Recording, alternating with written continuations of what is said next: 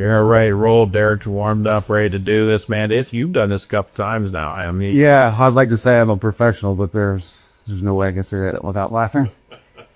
Oh, well, here we go, guys. We got another great episode of the Way It Is podcast coming at you.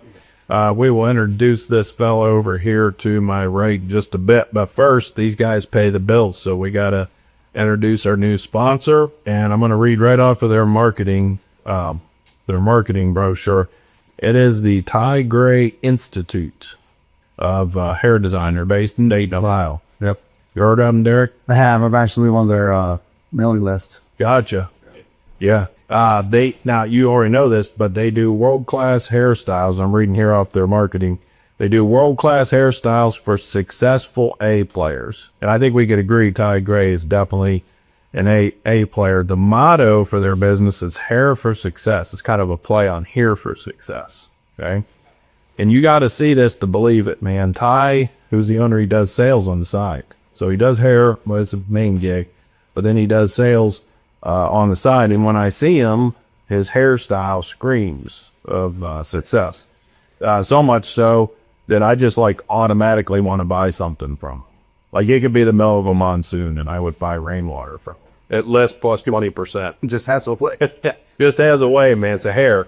So if you're looking for a hairstyle that's going to take you to the next level, why don't you give my friend Ty Gray a call, mention you heard him on this podcast, and you'll get a 20% discount on your first order. And while you're at it, ask him about instrument calibrations, because that's what he does on the side. So many thanks to Ty Gray Institute of Hair Design for sponsoring our podcast.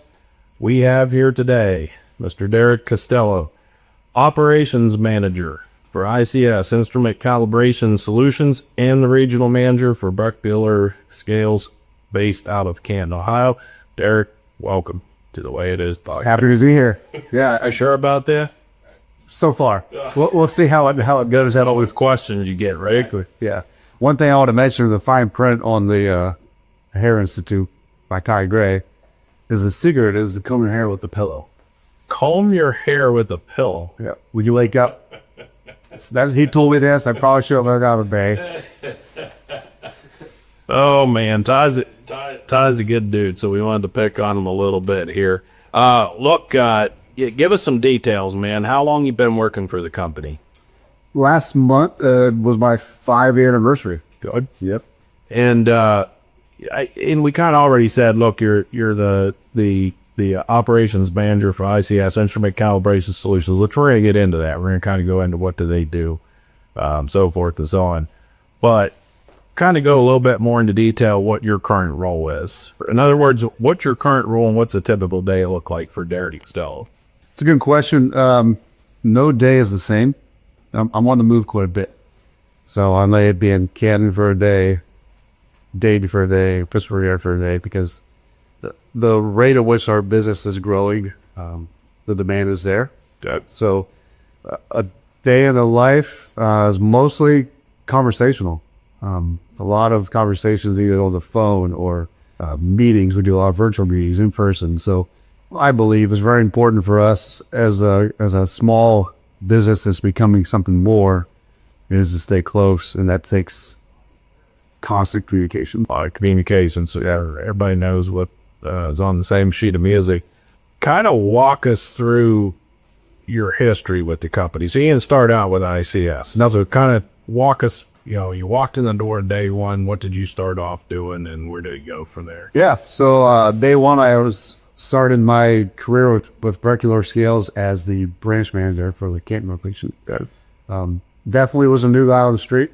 I came in with 0 scale experience, which wasn't always the case in our company. It's a niche kind of industry as large as it is, but a lot of folks come with some type of background. Okay. I was brought in to help with the whole communication thing that I just kind of referred to, and team building, just kind of bring everything together with a group of people that was already the experts in the scale world. So I didn't need to try to be something I wasn't. We had this, we still do, and we've increased the amount of those people as well.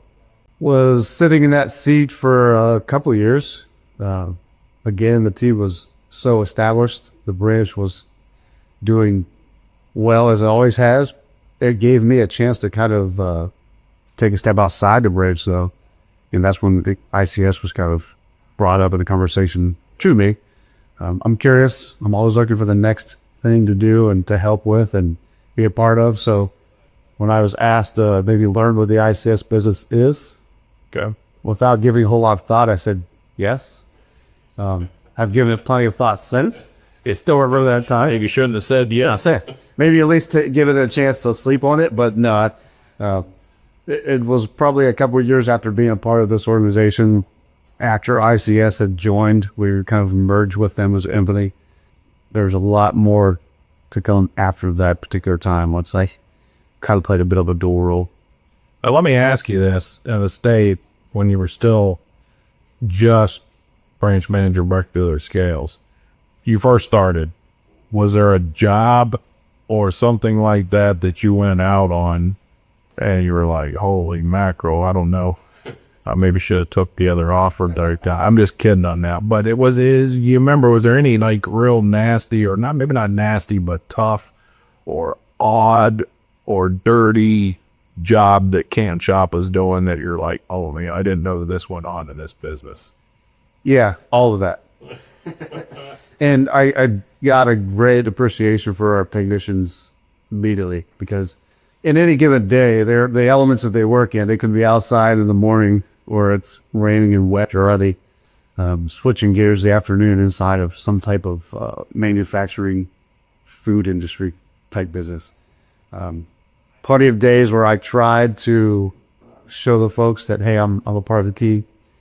Yes, I don't know what I'm doing. We're going to be out here and we're going to work in the mud and the concrete, this and that, and build a foundation together. But tell me what to do today. I don't know. So I'm here to learn and I want to be a part of it. It didn't take me long to kind of think about our technicians as like a surgeon, because it's what they can do. And they have an extreme set of skills, from something with a hammer, well, we're knocking a piece into place, to now they're fine tuning a scale with instruments. But you're not sure what they are. Not sure what they are, but when they are performing this work, it works. It's very impressive. And the customer's happy. Yeah. Yep. Where did you go to college? Salem International University. Right there. It's in West Virginia. Okay. The name has since changed. I think it's Salem College now. It's changed a couple times over the years. Believe it or not, it's been a few years since I was there. You make it? I did make it. Well, somehow. What'd you major in? My major was sports management, business and sports management. So I joke that sports is my after hours fun and job. The business and the management side is during the work day. What about your family? Talk about your family, man. Kids, wife, what, I know your kids involved in sports, kind of sport. Yes, I've been married for 16 years as of a couple months ago. Happily. Remember this song? I hope the Shoopy say to say it. Yeah, she might see. Make sure you ask her in front of the video. 2 girls. They're in 8th grade and 5th grade. As you alluded to, sports is a big part of their life, our lives. We love it. We coach. We're involved in these programs. Currently, basketball and soccer right now. Those are the 2 sports that did kind of migrate to. We kind of forced them to try everything, and then they got to choose which ones they wanted to pursue after that. So, you don't coach soccer, you coach basketball. Yeah, they don't. Well, I do coach soccer now and then, but that's only when the coach is late and I have to stand in because some adult is leaving on the sidelines. Oh, gotcha. But the girls are well coached, so I'm just there to facilitate subs. It's very simple. I did not grow up playing the sport, so I'm not confident enough to lead them because they're the ones that are leading me. Then you are also a runner. Yeah. Yep. And correct me if I'm wrong here, if I go off the rails, but you've run marathons. Full in a so I'm looking like an idiot here. It's 26 miles. 0.2, which is the hardest. 0.2 or Empire 0.2. All right, so, damn. I think Mike drive 26 miles. And sure wouldn't want to run it, but let me ask you this. What's training like to get to that point? Tough. And the tough part about it is the time it takes. I truly believe that anybody can work their way towards that. Now, yes, there are some hurdles and obstacles in the way. But you cannot start off day one running 26 miles. It's not common. It's not normal. You need to build your way up, and it takes time. If you have the end goal in sight, it will be worth the time, but it's also difficult. A lot of this started before our girls were active, where I didn't need to be driving them to and from or be with them as much.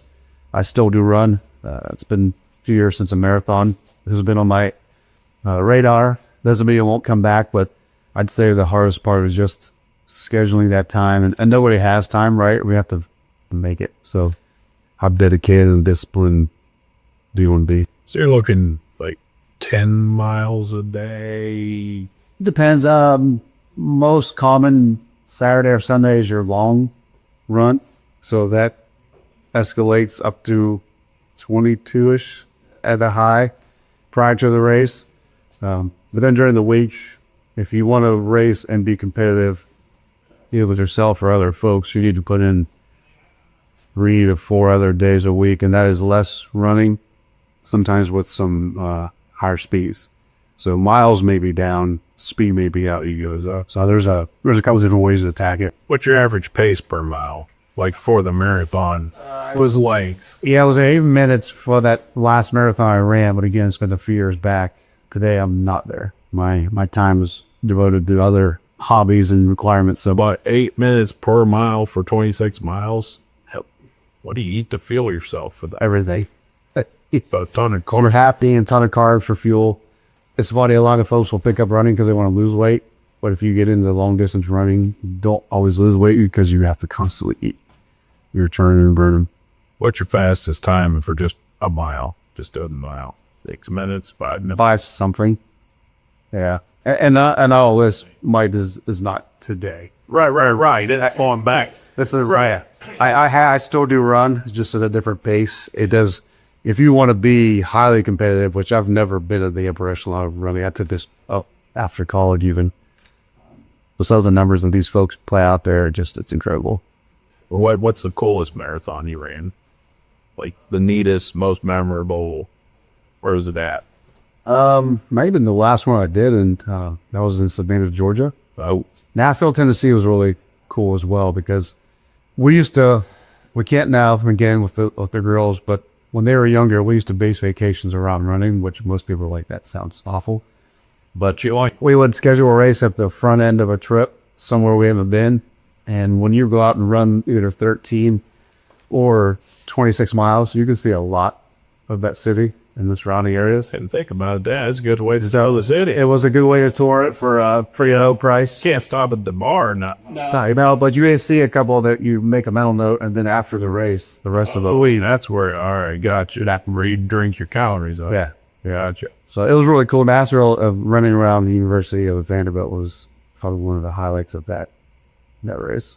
Neat. And was it in the heat of summer or was it?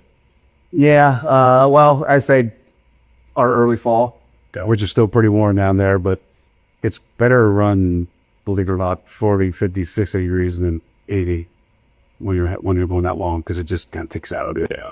Yeah, I imagine. Pivoting a little bit here. If you had to take a step, how many emails and phone calls do you think get on a normal day with ICS and Brechbuhler? Just how much can we blow out? If you had to take a wild guess between business-related phone calls, texts, emails, what do you think?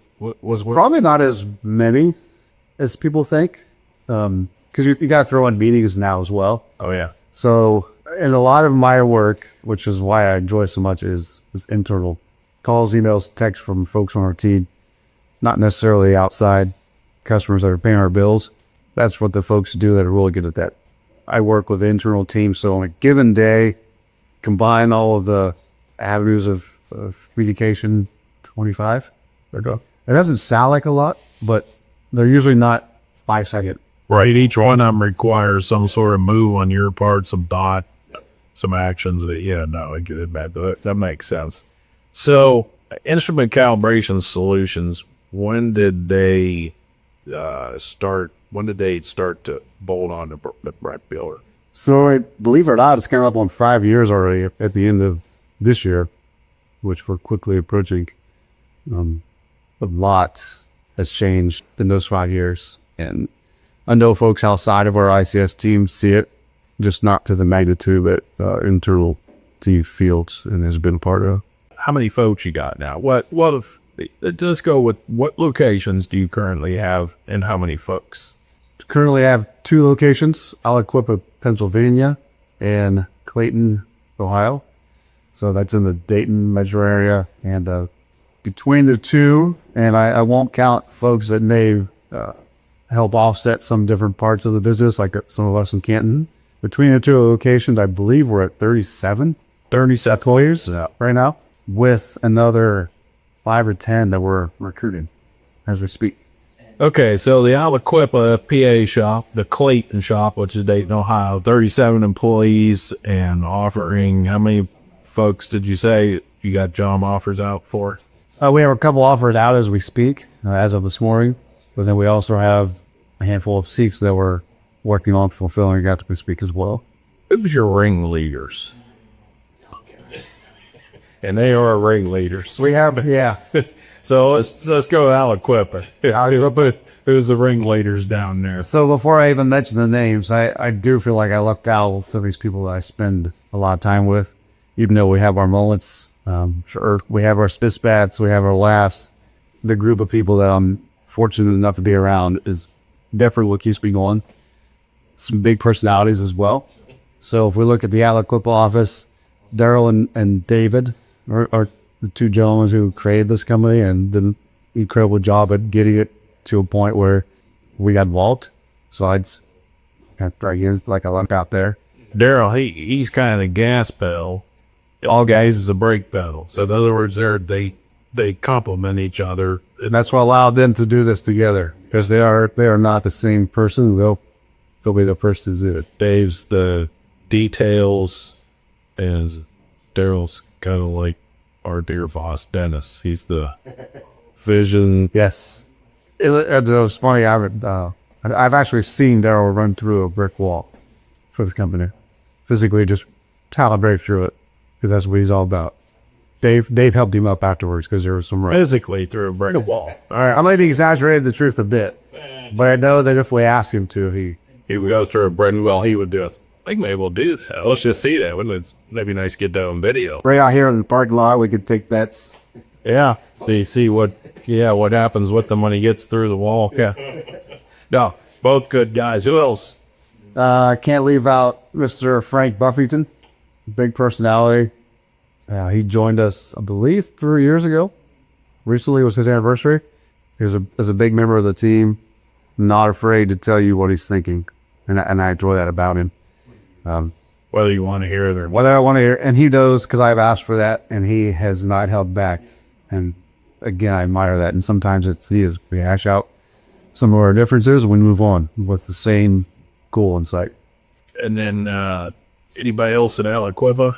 Yeah, a lot of new folks. You definitely need to give a shout out to Anna, who was a big part of creating what Magic Grape had over there over the years before we got involved.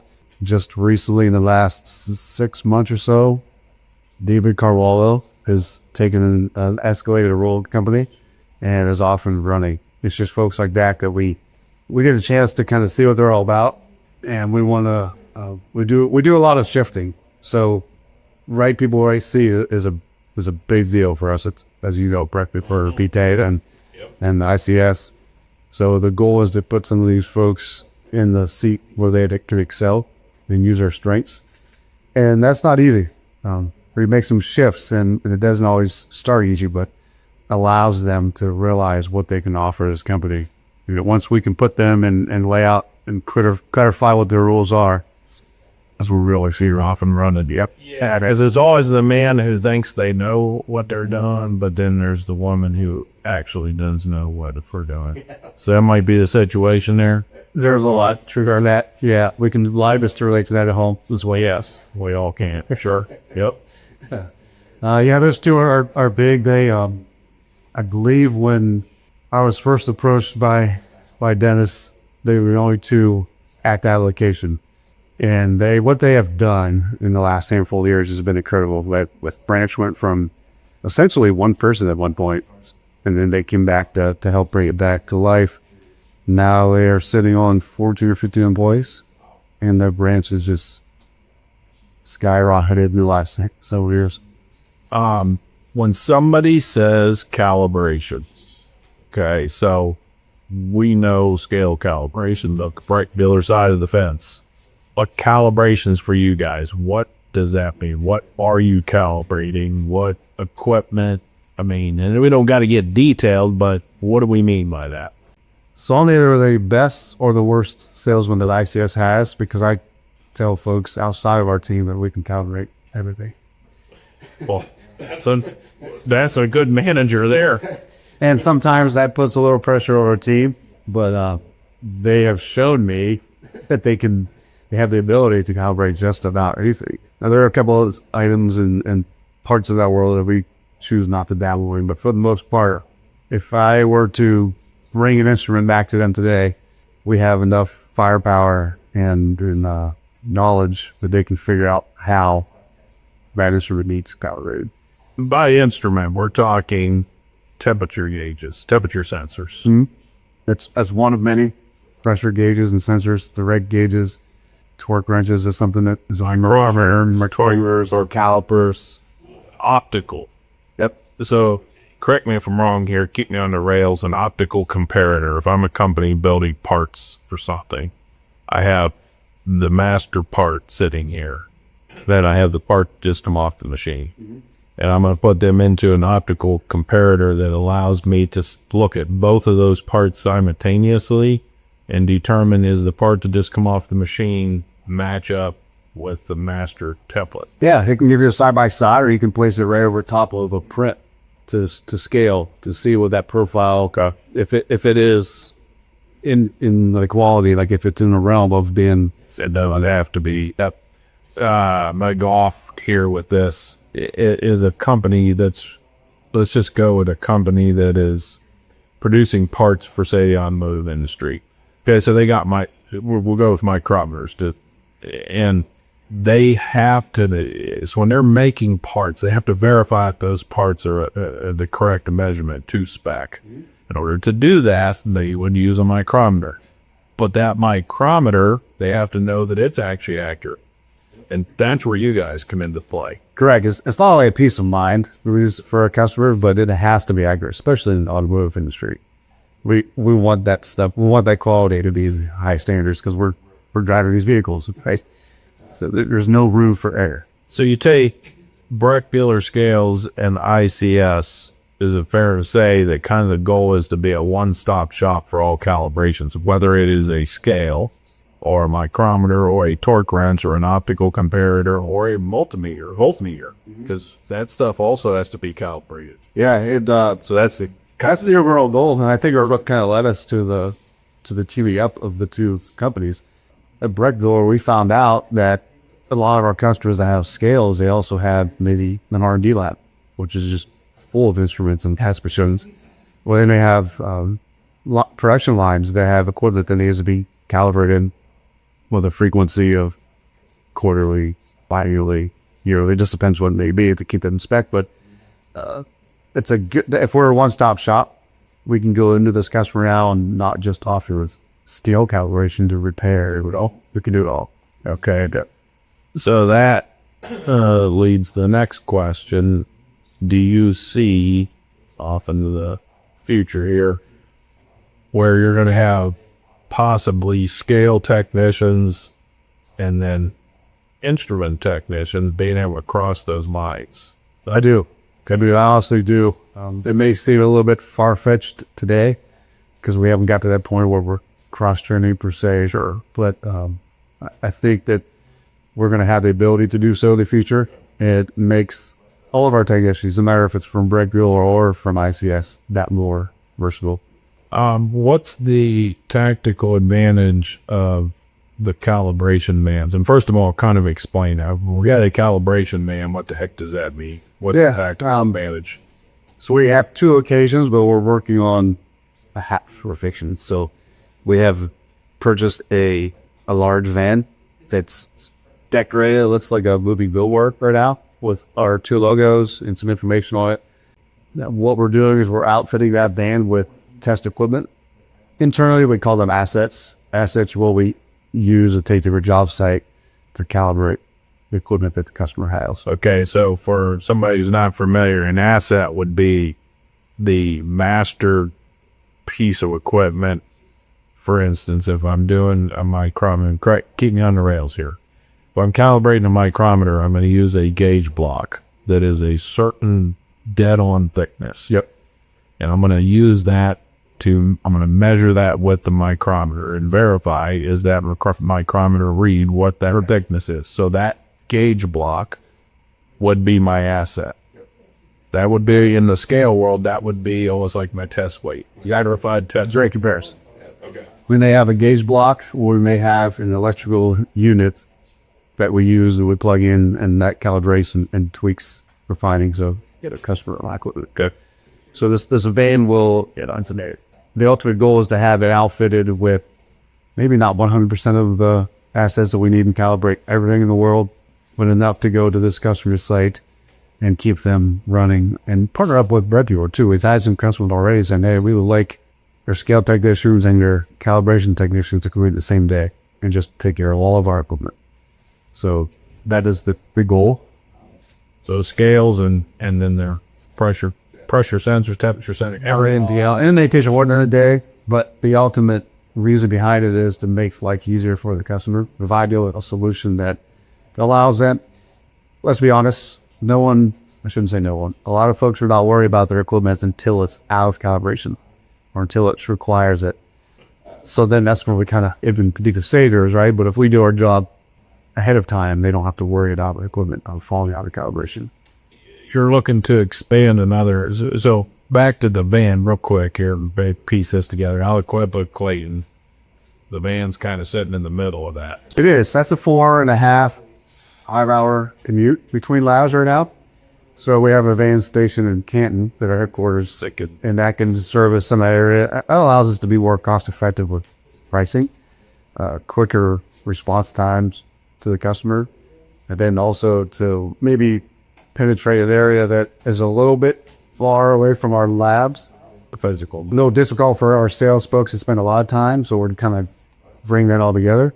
And then we believe that this model will work, and we can take it and offset some other areas of the footprint, which we currently do work in with Brechbuhler of the 70 states right now. So 2 labs, although have a lot of horsepower, it's difficult to supply 18 Brechbuhler location and a ton of customers with just that. So we want to kind of force the outreach a little bit further, expand a bit, so we can also help them out.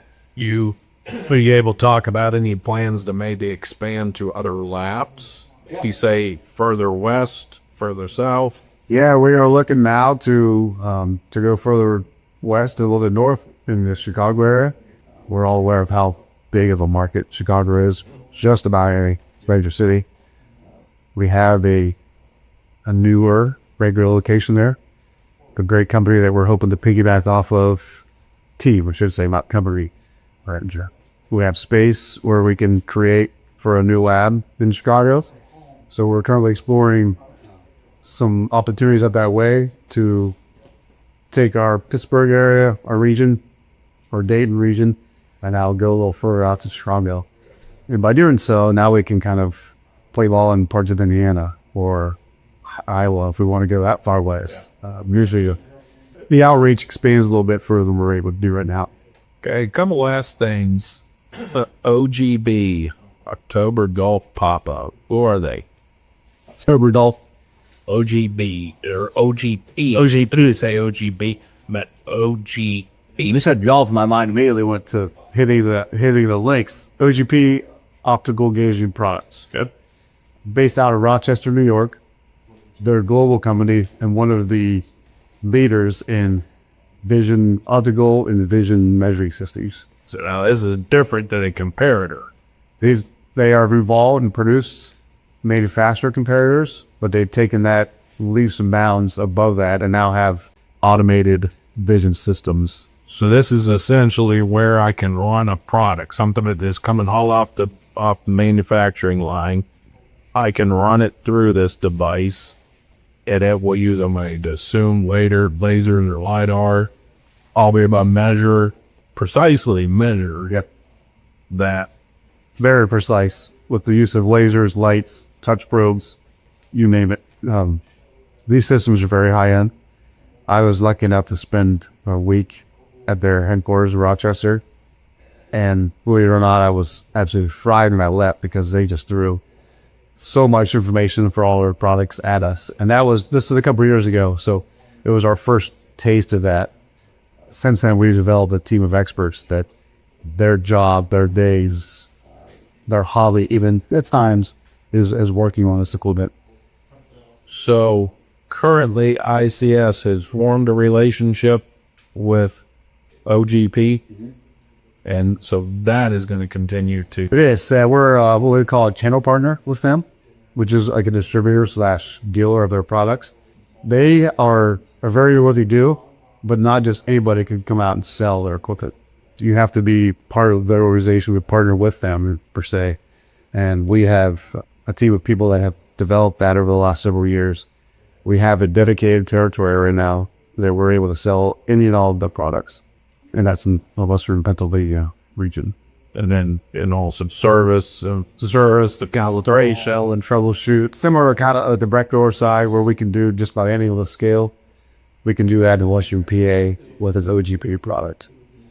In Ohio, we're a little bit limited at the time, but we're working towards having that full gamut of workload as well. Okay, so if I'm a Brechbuhler salesman and I have a customer kicking around optical measurement, because that has been kicked, they need to give you a call. Yes, and I'm going to get them in touch with his expert because it is. I can definitely direct them to the right folks. We mentioned Daryl earlier. He's been working with his devices and machines for years, and he knows the ins and outs, and he is building a team around him that is also becoming that expert. So there's a lot of potential there for ICS, which in turn for OGP, and also related to Brechbuhler, where we can kind of build this monster for us together. It's a long road. It's tough. It takes a lot of time and pressure and effort. But just last week, our team was in Rochester for an entire week of training on one product in their line just to become experts on that. So that's continue to build that expertise. One last thing, man. I don't need a concrete answer on this, but just spitball here. Where do you see ICS 5-10 years down the road? What if you could wave a magic wand, or what's your thoughts? Where do you see it? I mean, already in 5 years, it's exploded. And then it go. Yep, essentially 3x in the last 5 years. So go out another 5 years, 10 years. What do you got? A couple more labs, at least. Yeah. I truly believe there's no ceiling with this company. We're just scratching the surface. We're building an incredible team. I was going to say, Latif, I don't want to interrupt you, but the team environment there is pretty potent, and in a good way. I mean, in other words, they really work together well. A lot. And we have put an emphasis on being transparent and honest with each other. And we have healthy debate. We have issues a lot. Every company does. Every team does. yeah. But the team is very close, so it allows us to talk about these issues and not let them simmer. That could still happen now and then, but this group of folks that we've kind of put together has put a lot of time and effort into creating that environment with each other. If I'm in that industry, in the calibrations industry, instrument calibrations industry, and I'm kind of maybe just not so sure what the future holds for me, there's an opportunity for good instrument technicians at ICS, because as this continues to blow up, and by blow up I mean expand, do it in a good way, there's an opportunity for people to advance, move up, and it's a healthy team environment. It kind of where people sort of want to come to work to a degree.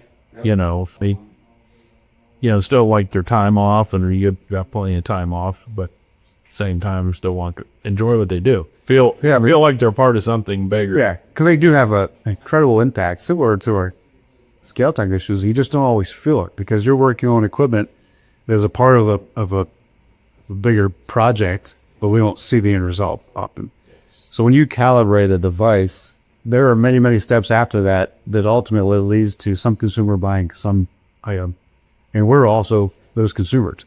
You just don't feel it as if you were the one that's putting a product off the end of the line in a package and sending it. No, I mean, it's a fair point. Every day, thousands, millions of people fly on airplanes across the world. And while in order for that airplane to safely fly, the parts and pieces that are used to build it have to be constructed to very exacting standards. And the only way we know that they're being built to exacting standards is if somebody calibrates or verifies the measurement test equipment that's used to do that. So you guys impact a lot of stuff downstream, to your point, that you don't want to see. Yeah, and we try to make it a point to let them know the impact they have, and everyone has a voice.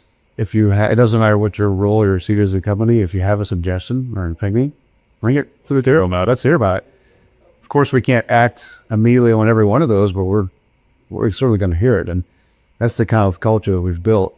And within ICS, It's a place where you think instrument calibration technicians would want to work. yeah, we've seen some of that.